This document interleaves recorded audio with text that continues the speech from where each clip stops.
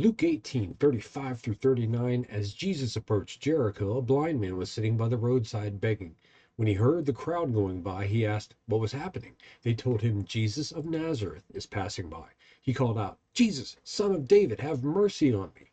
Those who led the way rebuked him and told him to be quiet, but he shouted all the more, Son of David, have mercy on me. This story reminds me of that story of the 10 lepers from Luke 17. You had a group of 10 lepers calling out for pity. Here we have a blind man calling out for mercy. This man is blind, and any desperate or disabled person would be on the lookout, pun unintended, constantly for something that could change their lot in life. So he's sitting there begging, and he hears an unusual commotion on the road. Now keep in mind, he would be well familiar with what that road normally sounds like. Day after day, he sat there and listened because that was all he could do.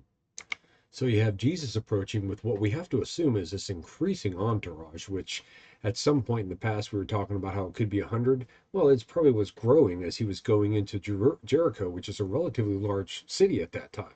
Could have been 200, 300 people. Jesus would have been making quite the racket. And so this guy, this blind guy, asks him what's going on. And they say, Jesus of Nazareth is passing by. To that point, you'd have to assume that that blind person was thinking, okay, it must be some kind of a rich man coming by. And he'd be thinking, okay, I can maybe get some money. But he hears that name, and all of a sudden he's not interested in money. He's interested in what? Mercy.